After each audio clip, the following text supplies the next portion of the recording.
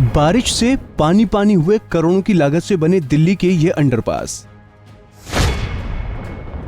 दिल्ली सरकार और केंद्र सरकार के दावे निकले खोखले। 2 जुलाई को हुआ उद्घाटन, 20 जुलाई को पानी पानी हुआ अंडरपास। दिल्ली के हाई प्रोफाइल इलाके में बना अंडरपास भी हुआ पानी पानी। इस वक्त स्क्रीन पर आप 2 तस्वीरें देख रहे हैं, जिसमें एक तस्वीर केंद्र सरकार द्वारा बनाए गए अंडरपास की है, तो वहीं दूसरी तस्वीर दिल्ली सरकार द्वारा बनाए गए अंडरपास की है। सच्चाई ये है कि केंद्र सरकार हो या राज्य सरकार, करोड़ों रुपए खर्च करने के बाद भी अंडरपास को बारिश के मौसम में जल जमाव की समस्या से नहीं बचा सकी। सबसे पहले बात कर लेते हैं नई नवेले महज चंद दिनों पहले उद्घाटन हुए साउथ कैंपस में बने बेनिटो जुआरेज अंडरपास की। इसका उद्घाटन दिल्ली के उप मुख्यमंत्री मनीष सिसोदिया ने पूरे दलबल के साथ किया था। उद्घाटन के दौरान कहा गया था कि ये अंडरपास करोड़ों की लागत से बना है और ये बेहद हाईटेक है और यहाँ पानी के जल जमाव जैसी समस्या से लोगों को जूझना नहीं पड़ेगा। आपको बता दें कि अभी कुछ ही दिन हुए हैं इस फ्लाईओवर के उद्घाटन को और बुधवार को हुई मौसम की पहली जोरदार बारिश ने डेप्यूटी सीएम के सारे दावे को धोकर रख दिया है। आप भी सुनिए उद्घाटन के दौरान डेप्यूटी सीएम सिसोदिया का वो बयान।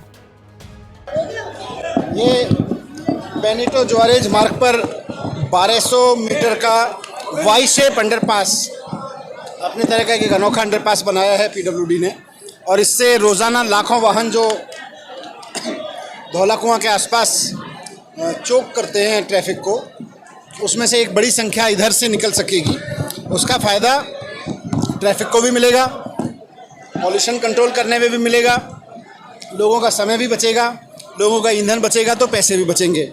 दिल्ली में जलभराव की समस्या बहुत बड़ी समस्या थी पिछले बहुत सारे वर्षों में। पिछले 2-3 साल में कई प्रोजेक्ट ऐसे किए गए जिनके नतीजे इस साल बहुत अच्छे देखने को मिले हैं। सबसे बड़े जो 7 वनरेबल पॉइंट्स थे उसमें से 6 पे इस बार 0 प्रॉब्लम हुई।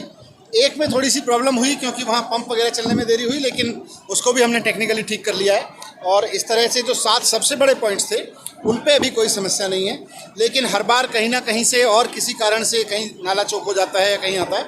तो मैंने जो भी मीडिया के ज़रिए, सोशल मीडिया के ज़रिए जहाँ जहाँ से भी रिपोर्टिंग हुई वहाँ सब चीज़ों को मैंने स्कैन कराया और उसके बाद पीडब्ल्यूडी को दिया है कि हर उस जगह को जहाँ तक हो सके ठीक करने की कोशिश करें।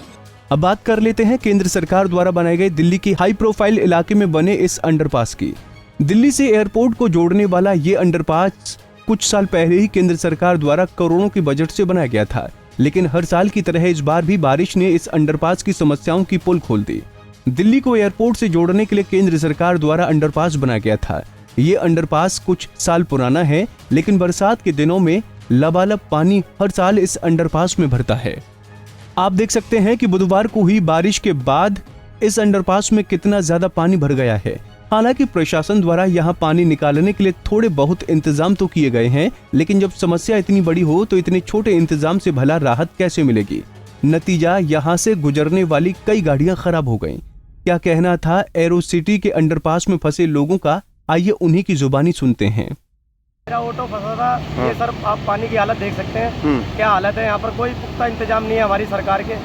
आप कह सकते हैं कि सरकार कोई इंतजाम नहीं रखती किसी चीज़ का। आदमी अगर किसी को इमरजेंसी हो, कुछ भी हो, तो इन पानियों में अंडरपासों में फंस के रह जाएगा और कुछ नहीं। लोग वाक मजबूरी में यहाँ पैसा दे रहे हैं गाड़ी निकलवाने के लिए, और किसी के पास कोई रीजन है नहीं ना, यहाँ कोई इंतजाम है क्या है इनके लिए कोई फैसिलिटी। अच्छा, सरकार हमेशा कहती है कि मानसून में बारिश होगी तो वाटर लॉगिंग नहीं होगी, लेकिन लगता है कोई काम हो पाता सिस्टम पर? नहीं लगता ऐसा कि अगर ये पूरी तरह से अगर काम हो तो ये पानी भरे नहीं कहीं भी। अब क्या कह सकते हैं हम ऐसी सरकार को, हमारे हमारे कोई इंतजाम नहीं। कितनी देर की बारिश हुई थी आप मानते? लगभग 1 घंटे की बारिश या पौन घंटे की बारिश में ये हाल है हमारी दिल्ली का।